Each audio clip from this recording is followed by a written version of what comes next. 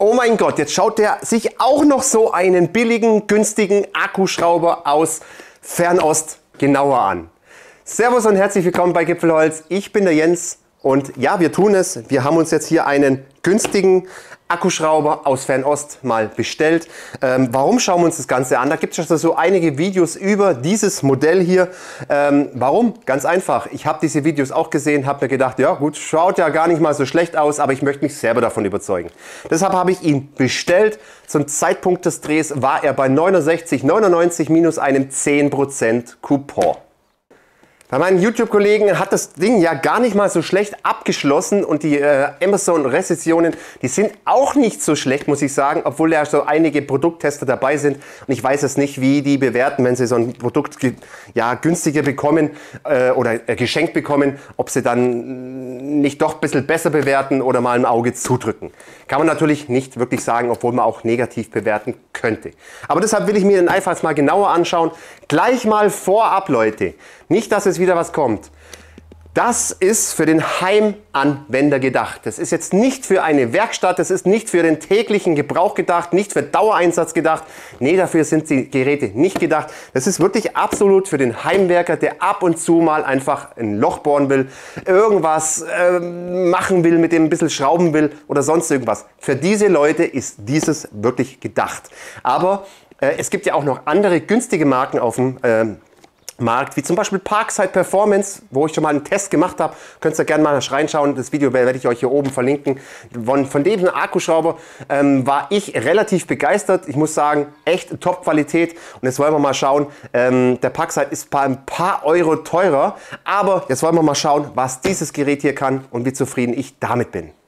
Ja, der Hersteller, der heißt Lightily. Ich hoffe, ich spreche das jetzt richtig aus. Kommt aus Fernost und ist angeblich, glaube ich, seit 2017 auf dem Markt und prescht hier mit lauter Akkugeräten auf dem Markt. Die haben eine ganze Serie von Gartengeräten, Schlagschrauber und so weiter und so fort. Müsst ihr halt mal drauf schauen, kann ich euch unten trotzdem einfach nochmal verlinken. Aber wie gut ist diese Marke? Wir haben ja hier diesen Akkuschrauber auf dem Tisch stehen und wir werden es einfach mal auspacken. Jetzt haben wir das Ganze mal ausgepackt. Was wird geliefert? Der Akkuschrauber selber, der Akku hier und mir fällt dann natürlich gleich auf, man hat dort kein Ladegerät mit dabei, denn man hat nur ein USB-C Kabel mit dabei, wo man dann praktisch dieses Gerät oder diesen Akku einfach aufladen kann. Finde ich ganz gut, weil jeder hat im Endeffekt ein USB-Ladegerät daheim, USB-C-Ladegerät daheim und man kann es theoretisch auch überall laden. Also das ist schon mal ein großer positiver Punkt. Aber jetzt kommen wir zuerst mal, bevor wir auf diese Seite kommen, wollen wir natürlich jetzt das Ganze erstmal beim Akkuschrauber einfach mal anschauen. Also der erste Eindruck ist gar nicht mal so schlecht, muss ich sagen. Was mir gleich mal auffällt, ist, was unüblich ist für Akkuschrauber.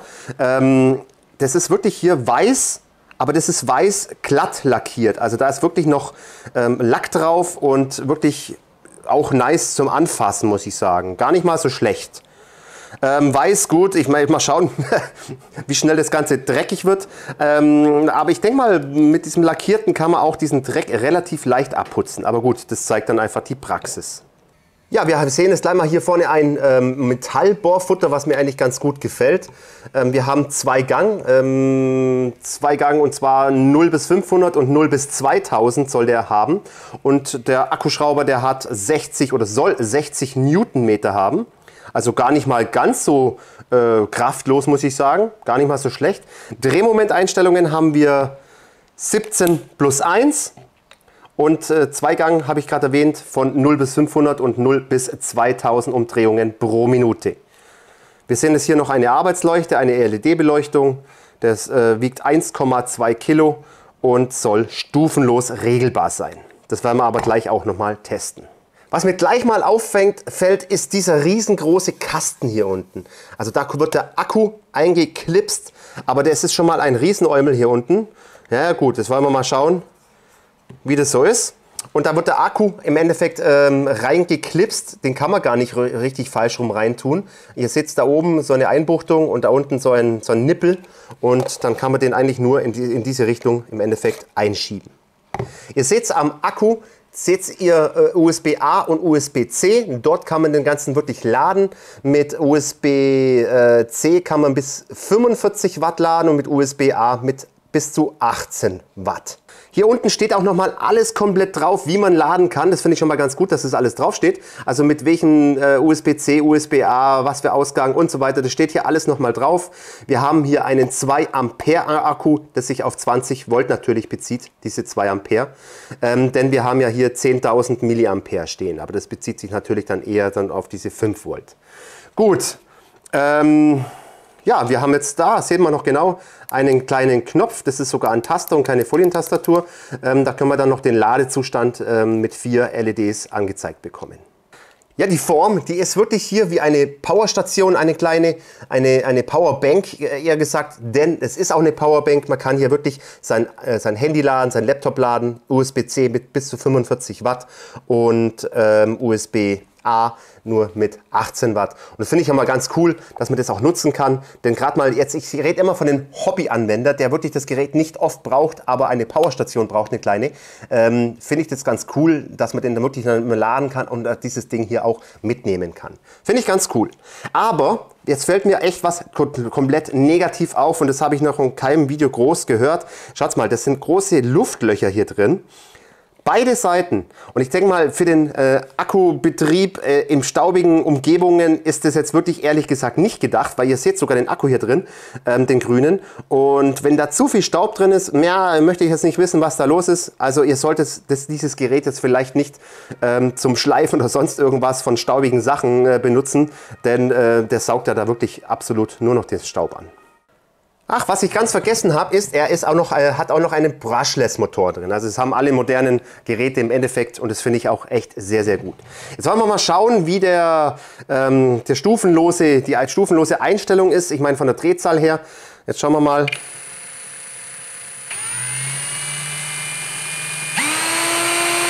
Aber hört sie das gerade? Also das war jetzt nicht stufenlos. Also ich gehe da wirklich drauf, gehe langsam hoch und dann plötzlich wird es schneller und dann nochmal ein bisschen drücken, dann wird es nochmal ein bisschen schneller. Also er ist nicht wirklich stufenlos. Ich hole jetzt nur mal den Parkside zum Vergleich hin. Ihr hört es wahrscheinlich selber.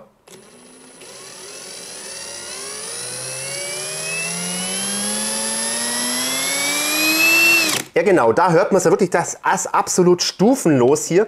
Das ist dann wirklich wie so eine Turbine, die dann langsam losgeht. Und jetzt mal hier nochmal. Ihr seht es, er geht gleich los. Also 0 ist es nicht.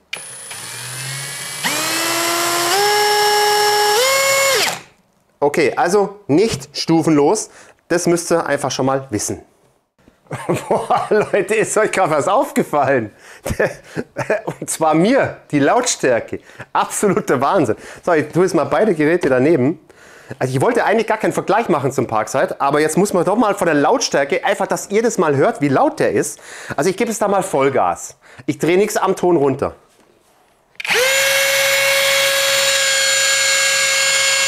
Wow, da brauche ich ja fast eine Mickey Maus dazu. Und jetzt mal den Parkside, Vollgas.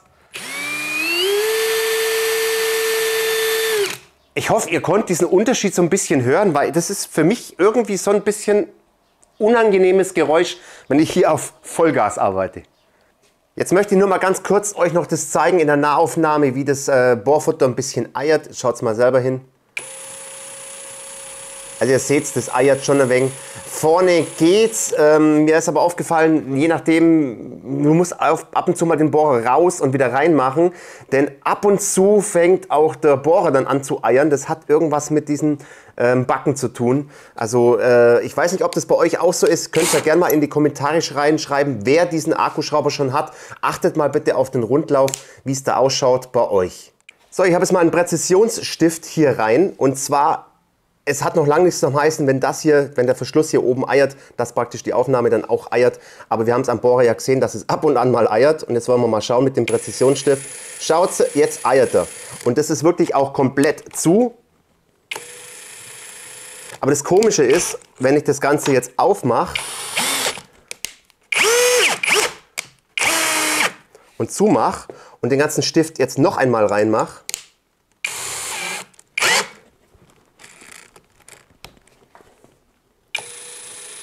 ey, komisch, schaut's mal, jetzt eiert gar nichts mehr groß. Also es kann sein, dass mein Bohrfutter hier irgendwo einen Schuss ab hat. Ich habe jetzt hier mal einen Eichenklotz eingespannt und wir werden jetzt mit dem 860er Forstnerbohrer mal versuchen, hier ein Loch reinzubohren. Schauen wir mal, wie stark er ist, ob er abschaltet oder sonst irgendwas macht. Bin ich mal gespannt. Akku ist geladen. Passt aber bei solchen Bohrern bitte auf, dass es euch nicht rumreißt. Das ist ein sehr, sehr guter Forstnerbohrer. Habe ich auch mal Videos darüber gemacht, kann ich euch auch noch mal oben verlinken. Schaut euch die Forstnerbohrer an. Also ich liebe diese Dinge einfach nur, weil sie richtig geil sind. Aber trotzdem müsst ihr aufpassen, nicht, dass es euch ja rumreißt das Ganze, denn dieser günstige Akkuschrauber hat natürlich kein Kickback-Control, der dann automatisch ausschaltet, wenn es einen rumreißt. Also ein bisschen aufpassen. Dann schauen wir mal, wie wir in die Eiche reinkommen.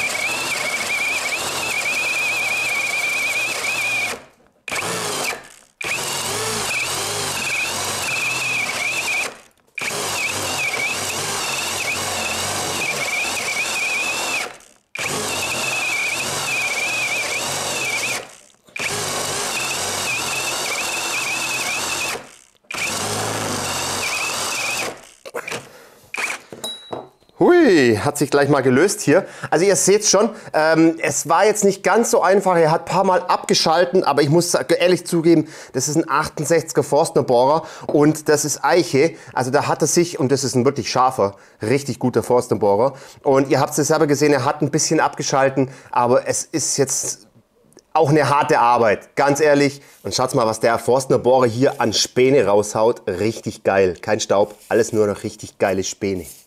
Natürlich versuchen wir noch was anderes, und zwar habe ich hier eine 300er Holzschraube und die werden wir jetzt einfach mal versuchen reinzuballern. Aber das werden wir jetzt gleich mal auf den ersten Gang machen.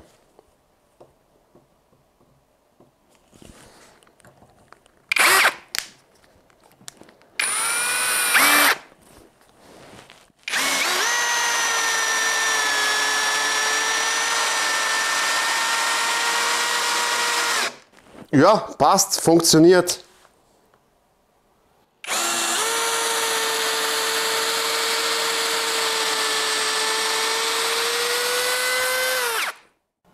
Was mich jetzt aber gerade beim Bohren ein bisschen gestört hat, dass am Schluss, ganz am Schluss beim Bohren, dass er geöffnet hat. Und das sollte ja eigentlich nicht vorkommen. Er hat ein Spindelloch und der war auch drin, definitiv.